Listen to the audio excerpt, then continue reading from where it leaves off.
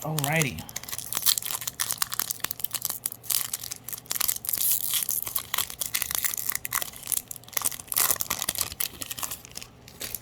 I swear to God, if the Rayquaza pack, yeah, I'm just saying that 1, 2, 3, 4. I'm just saying if I open all 6 of these boxes and I don't get anything from the Rayquaza packs, there's probably something wrong. Cruel. That or just evacuate. Do not ever buy. Oh, Shiftry.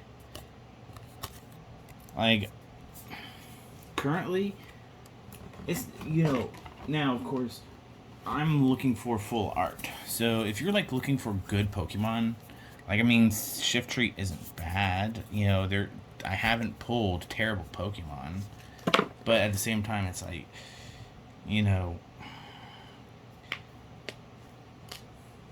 it's just one of those things. It's like, I'm not opening anything bad, but I'm not opening anything good.